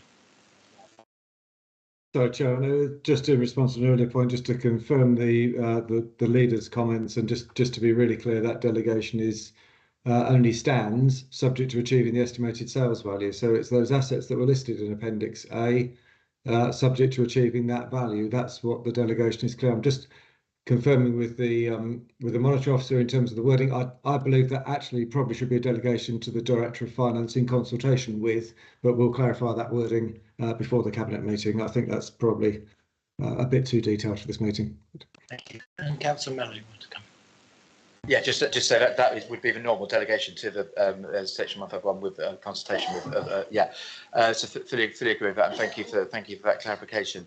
The question, sorry, Councillor Farquhar, could you remind me of your What is your definition of, for the public, because they're interested to know, because it says non-strategic asset disposal. Non-strategic might actually affect a lot of residents. For instance, in the news just today, there is an apology from yourself to the bids and a variety of traders for not allowing free parking and not having any consultation with the bids or any of the traders. There is also in the paper today and over the last few days the question mark over the pausing, as termed by a senior officer, of the facilities for the indoor bowls club at Kings Park, which adjoins my ward. Again, without any consultation whatsoever with the members. And the members are spread widely across BCP, the geography, across our three towns, because it's an indoor facility. So therefore, if you cannot exercise your socialisation for your well-being with your fellows, of your demographics, your friends, etc., to go outside to play your bowls because of foul weather, then the indoor facility is available. The indoor facility also hosts a variety of, again, we're back to local authorities, a variety of competitions which spread far and wide across the surrounding area outside of BCP geography. The point which I'm making is that those individuals would think that yes, my bowling club and my indoor facility, being able to get out, to exercise, to improve my well-being, to be able to buy a drink at the bar, which the licence hasn't been renewed, even though it's fallen to BCP Council to renew the licence for the bar itself. The CAF is being closed because BCP again responsible for actually running that CAF so that you have somewhere to have a coffee and fun after your bowling session with your friends. Those residents would view that as a very strategic asset. So my question for the residents and the public of the leader is, what is his definition of a strategic asset? And perhaps if I could follow on and ask him personally, because Councillor Broadhead has identified that as a strategic asset, whether or not he agrees with Councillor Broadhead that the indoor bowling club at Kings Park is a strategic asset. So 2 parts in you, please. 1, what is his definition of a strategic asset? And 2, does he agree that Kings Park Indoor Bowling Club is a strategic asset for the community? Before I go to Councillor Miller, I can assure you the ward councillors were consulted on the bowls club. Councillor Miller. Thank you very much. Yeah, thank you. So, valid, good question in terms of strategic assets. So, effectively, what we're saying there is we have a raft of assets. Good examples, Paul Civic Centre. That is an asset we don't want to sell. We think it's a key regeneration site. We think it's also a key site in terms of local interest and history. So that is a site that we know be quite simple to sell it, but it's not on our list to sell. You'll see from the list, which I won't go into because we'd have to go below the line. Typically, historic investment for yield pieces. So we're effectively moving towards more of the government policy where they're discouraging us from investment field, and we should be investing in regeneration and assets that we were to maintain and retain after that, which are more to do with regeneration. In terms of this specific question about the Bowls Club, the council is aware of the list of the assets that are in a confidential appendix. They're the list of assets we're asking permission to dispose of, and he can draw his own conclusions from that. Thank you. If I may, Chair, I asked for the leader's definition of what is strategic. I received information, all mixed up there as regards key site equals strategic. So I think it's quite simple. Actually, I'll just say it again. What is his definition of a strategic asset without the word salad, so that the public can actually understand? The papers can write it down in words that the public can actually understand, because we rely on the Bournemouth Echo, the Bournemouth Daily Echo, to actually report on what goes on in these particular meetings. And again, does he agree, because he used a new term here, which I've not heard before, a key site of historic value, etc. Does he agree with Councillor Broadhead that Councillor Broadhead made a statement in the paper, which was published very recently, that is viewed as a strategic asset? So is it a strategic asset or is it not? Perhaps if he gave an actual definition of what is a strategic asset in his mind, and if it agrees with Councillor Broadhead, then perhaps we could actually get an answer that the public can understand. Councillor Miller, do you want to come back? I can, yeah, absolutely. Please say. I mean, I don't think I can be much clearer in terms of what we're saying. It's quite clear that the assets listed in Appendix A are non-strategic assets. I've been quite clear around what I think is a strategic asset. It's a site of public or regeneration importance going forward. It's not a solely investment for yield piece. Most of the sites we're looking at there are either investment for yield pieces or sites that become vacant in terms of possession because of the LGR piece. And we'll have some of those which we want to develop. We'll have some of those that will be right to sell. And we'll have some of those that we'll look at more strategically. So, Chair, I've been as clear as I can. Thank you. And I do agree with Councillor Broadhead in terms of the specific site he mentioned. Thank you. I think I understand as well now. I'm afraid, can we move on? Just one moment, Chair, just one moment, because this is quite important, because again, the public won't understand investment for yield. Well, I think you're But treating the public as fools, and they're not. No, I don't. I don't think I am at all, think because you part are. of my role here and part of the role of this committee is to ensure that the public is actually informed and has the opportunity to actually question the definition that is actually put to to objectively viewed. So the question has not been answered because, as it was already pointed out, the Appendix A, which is referred to, has changed. Consequently, items which were in Appendix A are no longer in Appendix A when Appendix A first appeared. Consequently, I have no confidence that other items may go in and may come out. So I don't, on behalf of the public, accept that if the bowling club is not currently in Appendix A, at some date it might change. So therefore, we need to understand exactly what the strategic asset is viewed by Councillor Broadhead and Councillor Mellor. And I appreciate the input from the monitoring officer and the chief executive is that the wording is wrong, because the wording is quite right in this recommendation.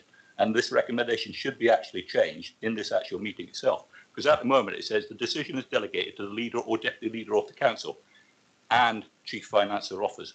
Doesn't say about consultation, doesn't talk about the guidance. The people who decide what goes into Appendix A actually affects people's lives, affects their facilities, and things have gone in and things have come out, and things will go in and come out in continuation before we meet on the 10th of January for the full council.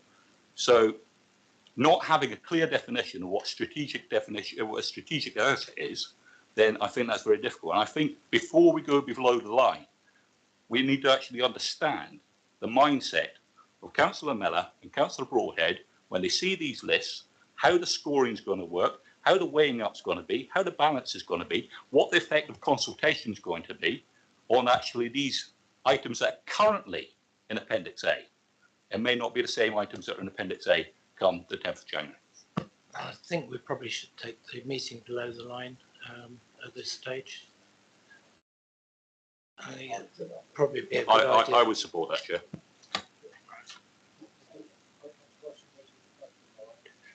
You've got you and 3 other people. Yeah, that's okay. So for Councillor Parkinson's benefit, we'll go below the line.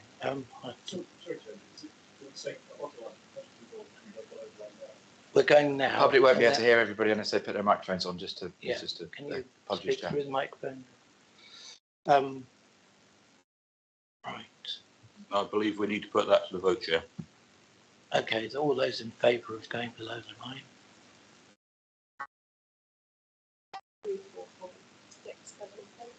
Okay, those against? That's fine. Okay, so under section 100A, brackets 4 of the Local Government Act 1972, the public will be excluded from the meeting for the following item of business on the grounds that it involves the likely disclosure of exempt information as defined in paragraph 3 in part 1 of Schedule 12A of the Act, and that public interest in withholding information outweighs such interest in disclosing the information. Paragraph 3, information relating to the financial or business affairs of any particular person, including the authority holding that information. So can we please stop?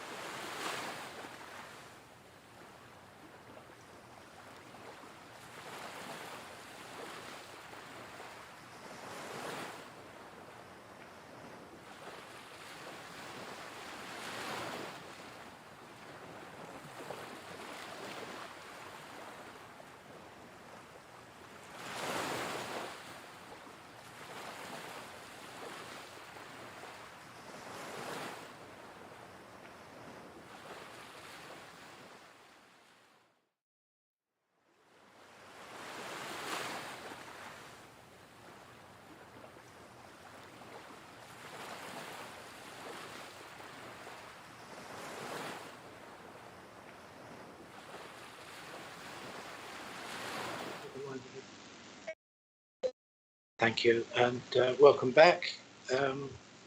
We're now above the line again. And do we have any further questions, or can we go to recommendations? Yes, Councillor Bartlett. Yeah, well, I think we're returning back to the paper now. We've discussed. No. You mean of people? Yeah. Sorry. Yes, Councillor Bartlett was next, then you, and then Councillor Andrews. I had. It is me now then, is it, Chair? Yeah, he's. It is me now then. Yeah. Okay, thank you. All right. Got a question on figure 2 specifically, and it relates to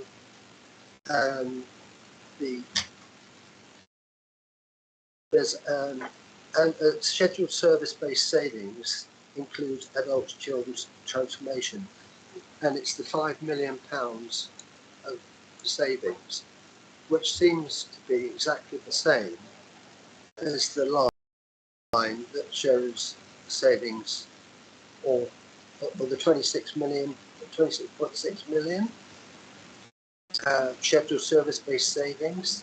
I don't understand why we seem to have the same line in that figure with the same headings, but different values and on different lines. And I just wondered if does this refer to the below the line savings that I mentioned in the text? Do you see what I'm saying? It would basically come out with a net funding gap of 5 million, and then you take into account some more scheduled service-based savings for adults and children's transformation, and it's at this £5 million, and then suddenly it balances. Am I making myself clear? It doesn't look like it.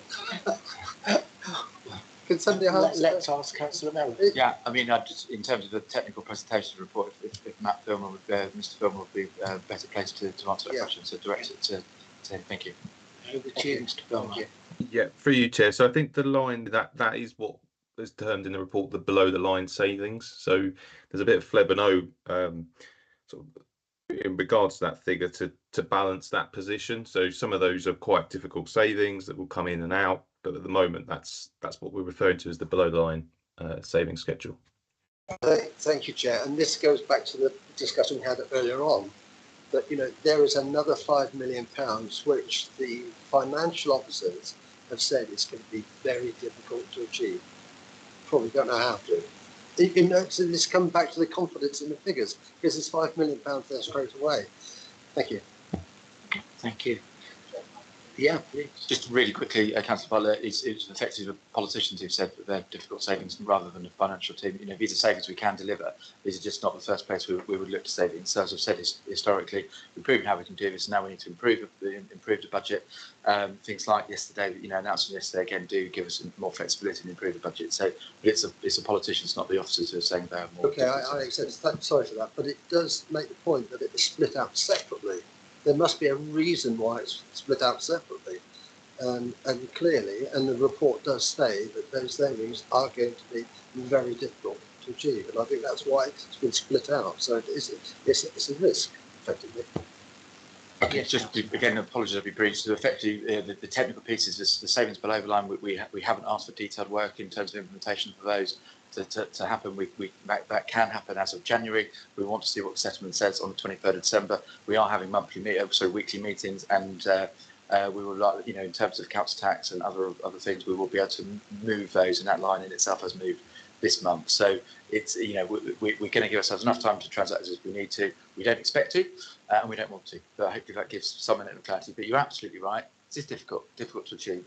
We're trying to do something, quite large, but we've been really clear. And the auditor was clear, Section 151 officer has been clear. Cabinet have engaged really positively, and we will do what we need to do to deliver a balanced budget. And we can have some confidence in that because it's something we've always done, and our officers have always delivered. I've got Councillor Slade and Councillor Andrews, and I think after that we'll go to recommendations, if that's okay with everybody. So Councillor Slade, you're first. So, thank you for clarifying about the recommendations, because I do have one for later on. So three things. The first is, I noticed from the papers, I want to get into the numbers because we keep hearing about the 5 million, the 10 million, the 26 million, all these wonderful savings that have been budgeted, but no one has a clue what they are. So for clarity, the one-off priorities for this year, particularly cleaner, greener, safer, and the seasonal response are not repeated. They are not in the forward budget. So can you confirm that those are not, that any savings, because they were only ever 1 year, any savings assume that they are not continuing and we've still got savings to find. The second thing is, at the meeting a couple of months ago, it was agreed that work was going to be done to bring forward the reopening of Poole Crematorium within 18 months, but that a paper was going to be prepared within a maximum of 6 months. Well, we're into month 2. I'm not seeing anything in the variations for November of any additional work coming forward around that. So can you confirm whether the costs relating to Poole Crem reopening, which I think is about £2 million, is like going to be included? And thirdly, this phrase below the line, can you give me some examples? For example, are we going to expect our libraries to be closed, have their operating times changed? Are we going to be losing services such as youth clubs, day centres? Because that's the fear, and I think we need to understand, is that what you mean by below the line? Because it's a very nebulous phrase. Councillor Mellor. Yeah, thank you very much. That in terms of clean, green, safe and season response, we're working to incorporate them into the 23-24 budget. It's certainly, it was and remains to be a political priority. So the work we're doing now, I hope to incorporate that. The details of what will be in that budget won't be available to us until till January. We want to listen to the consultation. We want to go through the budget cafe process. But it certainly remains a political priority. Both of those areas where we've invested significant money, cleaner, green, and safer, and seasonal response. In terms of the crematorium, absolutely. I was really clear in the cabinet meeting when that paper came up that that's the ambition and that's the expectation. We need to see the detailed work that comes through in that paper, and at that point they will be in the MTP, and what we plan to do with that will be represented in the budget. We need to deliver across the board in terms of our in terms of budget, improving the budget through to January. But my expectation and anticipation is that will be in the budget when we see it in February. I don't think it's right to get into, for your third question, in terms of examples. This isn't the time, through setting a budget process to get into examples of what is and what isn't in the budget, but just to give some clarity and confidence. I will, you specifically mentioned libraries. We're not looking, in the below the line savings to materially change, the library service. But other than that, Chair, I really don't think it's better for me to get into detail at this stage. Thank you. Thank you. Councillor Andrews, you've got a question. Yes, very briefly. Some of my comments were expressed below the line. All I want to say in conclusion is I don't think we should be selling these assets. I think it's a fire sale. I think we should metaphorically phone a friend and take the loan.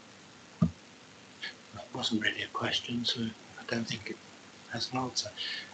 We'll come to recommendations. I think we've got a couple. Councillor Slade, did you want to go first? Thank you.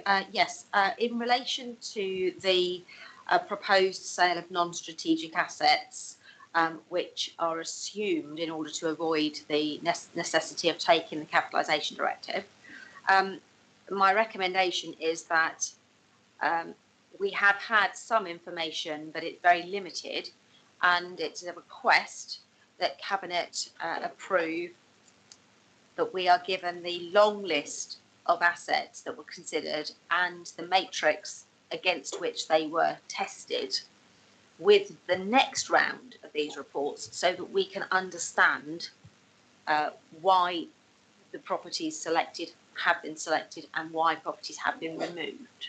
Do I have a seconder? Thank you, Leslie.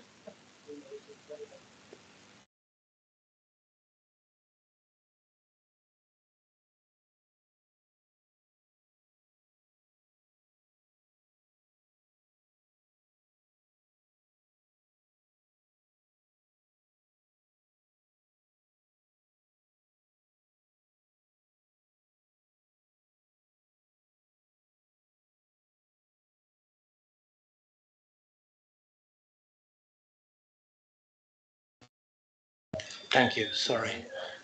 Okay, we appear to have had a conversation without microphones. So you've got a. Did my recommendation get picked up on the microphone? Or did I not put it on? So do we need to vote on that one unless Mohan's recommendation amends my recommendation, or is it separate? Well, there's an overlap, and I believe mine has gone further. So, how do we do this, governance wise? Well, let's do this one and then come to your amendment after it. Okay. No.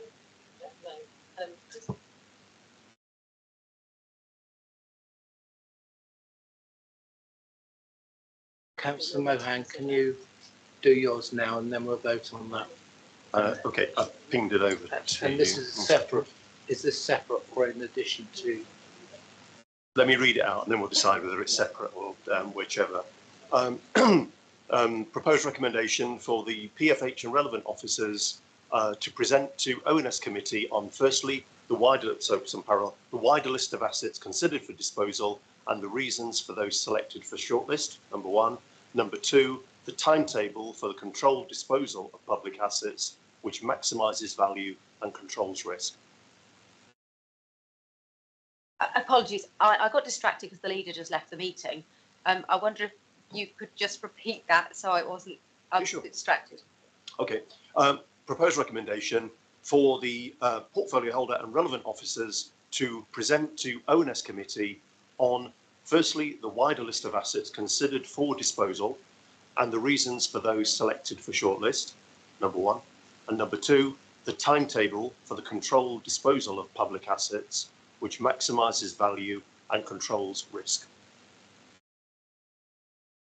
Through you, Chair, I'm very happy to accept those improved wordings to the recommendation, as long as we can say bring to the next meeting or no late, because you're proposing a meeting in January. I just wouldn't want it to slip.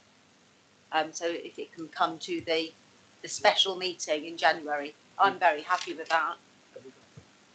Can I just clarify a few things? The next budget report that's expected by this committee is December. Oh, sorry, can I just, on a governance point, sorry, that's my recommendation for the committee. Okay. I'm happy to withdraw mine and second Councillor Iyenga's. Because it goes further. Because it's better. Well, I wouldn't say it's better, it's different. You want a second? No, it's one which I'd just like to debate and perhaps have some clarification on. The discussion which we had below the line was such that we needed to see the long list. And I'm not sure if I'm hearing that in the recommendation that it's actually the long list. Councillor Mohan Iyenga refers to a presentation. I mean, obviously any presentation must be below the line, but there's an expectation that we will see the long list and we'll discuss the long list and we'll discuss the matrix and we'll discuss the shortlisting process. If that is the purpose behind Councillor Iyenga's recommendation, and it's clearly translated to the Cabinet, that's the expectation at the next meeting that this committee has, then I'll fully support that that recommendation. Councillor Devon, you want to come in? Well, I'm a bit concerned that we're taking for granted that we approve recommendation 4, that we approve the disposal, oh yes, let's do it. But also saying, but by the way, can you let us have another list? So, well, I think it does with respect. Are you suggesting that this becomes? Sorry, Chairman, can I just say I am suggesting that I certainly cannot go with approve the disposal of non-strategic assets as set out. I would prefer it to return to Cabinet to see whether or not we need to sell those non-strategic assets, so-called, per se. And I don't know whether the other recommendations assume that, well, we're going to say recommendation 4 is fine because we approve of the selling and we would like to see more on the list as well. I can't see how that would work. So are you suggesting that we take out or we recommend that number 4 is taken out and that this sorry, Councillor Inger's goes in its place. I can't see how that jibes with it, because Councillor Iyengar and Councillor Slade are assuming, and I quite agree, it won't get through Cabinet, but they are assuming that the disposal of non-strategic assets We're kind of asking two things, aren't we? Yes, we're saying, I don't really want to do it, but if we do it, then let's have another list. And I don't know if I'd get any support for changing recommendation. So is it worth us sort of flipping this round? And I know you're not allowed to put an amendment on the table until you've ruled the other one, but could we start it with, in a way, we need to have Councillor Dedman's amendment first that says that we recommend to Cabinet that recommendation 4 is deleted, and that it would be preferable to take the capitalisation directive rather than the non-strategic sale of assets. However, should that not be, well, there's two stages, isn't there? The thing that I think Councillor Dedman and I have both been very worried about is the delegated authority. So recommendation 1, please approve the disposal subject to achieving the sales value, but this has to be returned to Cabinet for a decision, not the leader. So this is a change to that. I think Councillor Andrews has suggested it would be better not to sell those assets. It would be better to take the capitalisation directive. I think myself and Councillor Iyengar's recommendation is, if Cabinet reject all of that and insist on going ahead, then prior to doing that, we at least need to understand what the context was. Do you see what I mean, Councillor Dedman? So it's not that I totally agree with you. I really am uncomfortable with the delegation, and I'm actually quite tempted by, let's take the money so that we can get better value and do this properly.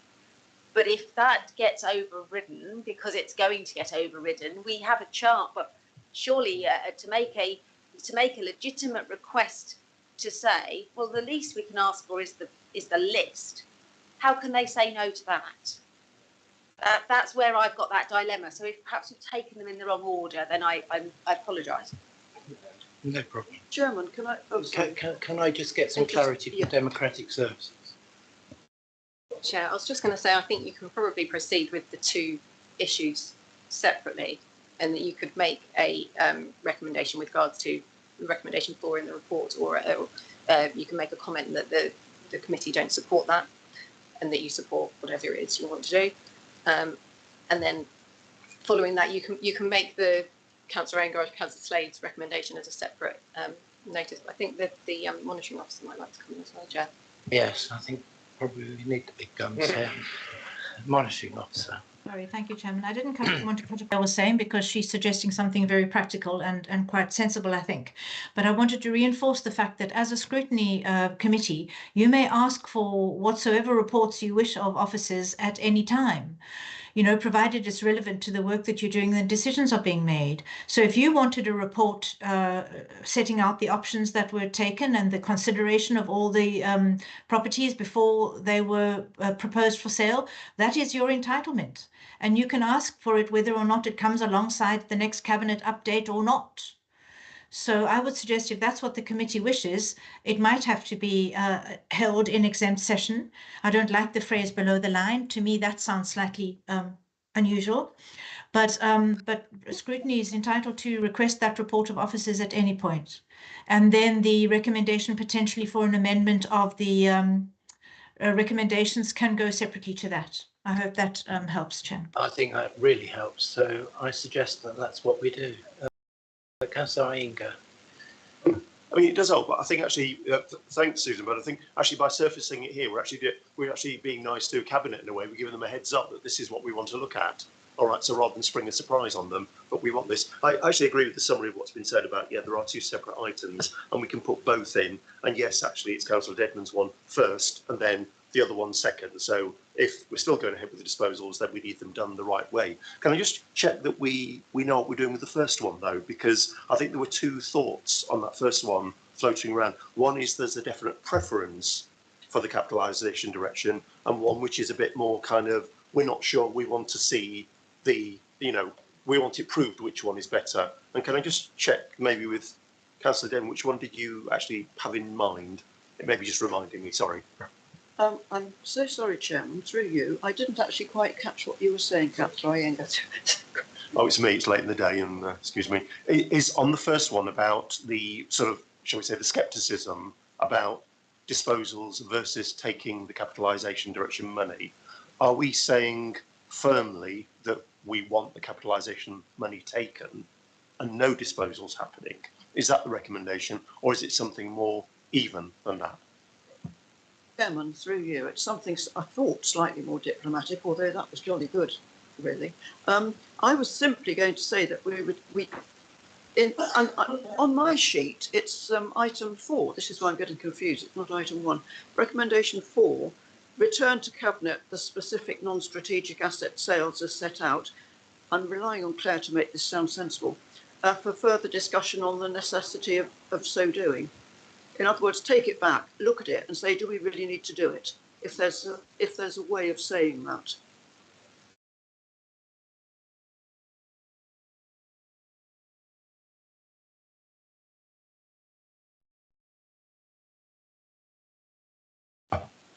Yes, Councillor Bartlett. So, yeah, I was going to suggest that actually you can roll all of this into one statement. And Councillor Devon has almost got it, I would say, because I was going to suggest that the owners committee recommend that recommendation 4 is not approved pending further consideration of the work of the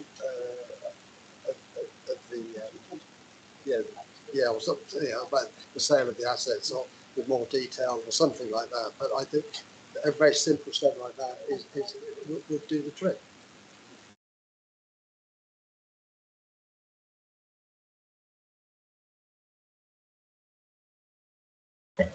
Use your microphone if you wouldn't mind. Yeah, sorry, because I think it, with respect, I think it leaves that hanging. It shows our concern about recommendation 4, but doesn't point a way forward, if I may, as to what we actually do want. Well, that's because we don't know yet what we are going to do we? But that's why. But I think from the previous dialogue, we were actually pointing the way to the questions that we want answered, though, which was firstly the thing that Councillor Dedman just said before, and then secondly, if we are inevitably going to a disposal programme, what we want to see exactly for that disposal programme. I think time's of the essence now. I think it's right to be more specific, I must say. I think I'd like somebody to actually say what you'd like. I've got the essence of 3 of them, but can you Chairman, roll it along? Sorry, can I just start with something and then maybe you can sort of clarify on the basis of this. Suggest that the Overview and Scrutiny Committee recommend that recommendation as set out at 4 is not approved by Cabinet, and that the list of non-strategic asset sales as set out at Confidential Appendix A is given further consideration.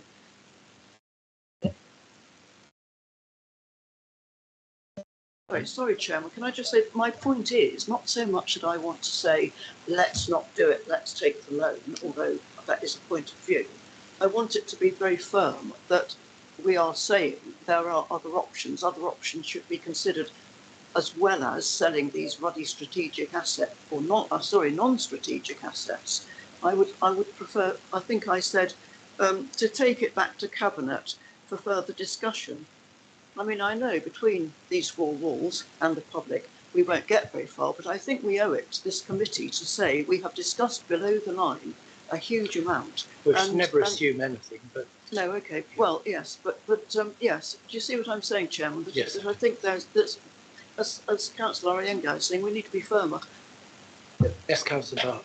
Yeah, I think the wording almost exactly as Claire has suggested, but added to consider all other options outside of those that would mean disposal of assets. It's all, just so we make sure we've covered all of them. Yeah, Councillor. Yeah, huge apologies, Claire. I'm thinking we can possibly improve this by adding at the beginning that the following exempt discussions around the Appendix A, thank you, around Appendix A, the C&C Overview and Scrutiny Committee has concerns. Because I think the public needs to know we have concerns, and Cabinet needs to know. You've just told them, but yes, I understand. But I think if that message goes to Cabinet, that following detailed discussions, we have concerns, therefore we would ask Cabinet to. That allows us to express the fact that it is the view of the majority of the committee that they feel that way, and if Cabinet decides to do something different, then it is noted for the record. Yeah. Right, Claire, would you like to read that out? Then we'll vote on it.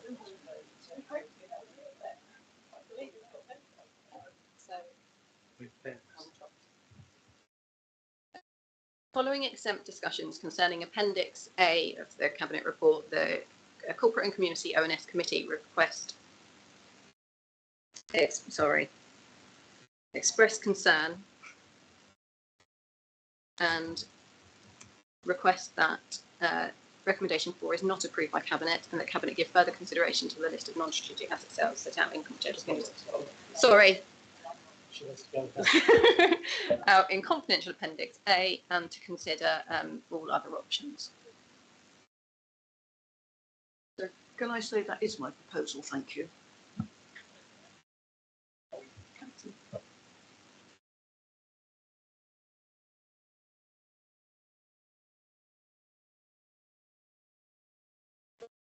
I was assuming that was two separate motions.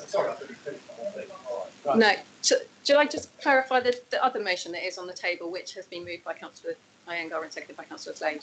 Yes. So that is the Overview and Scrutiny Committee request that the portfolio holder and relevant officers bring to the next Overview and Scrutiny Committee the wider list of assets considered for disposal and the reasons for those selected for shortlist, and the timetable for the controlled disposal of public assets, which maximises the value and controls risk.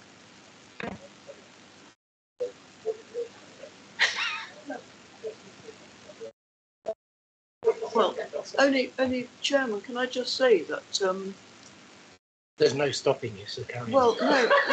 Well, all right then. I'm only going to big up what Councillor Zeiss. I'm so sorry, Susan. What Susan? I know. I apologise. It is late. What Susan said. There's no need for that. But if there is a need, then I'll go with it. But we can get those papers anyway. Okay.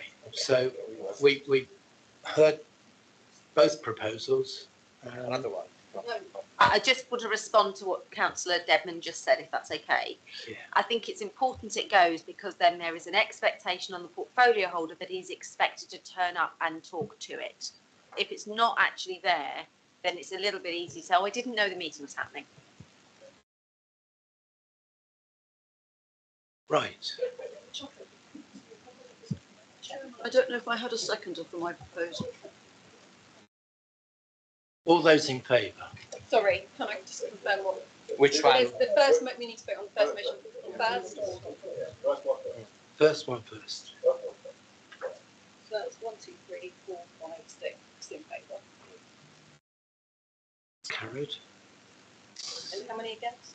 Sorry. Well, I'll abstain if you don't mind. We take a vote on how many against. So thank you. Yeah.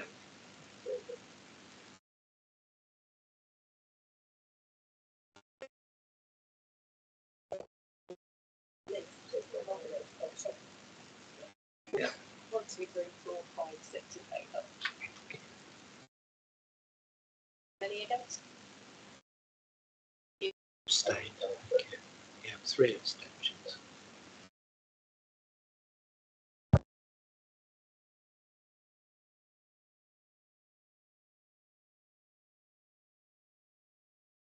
Yeah.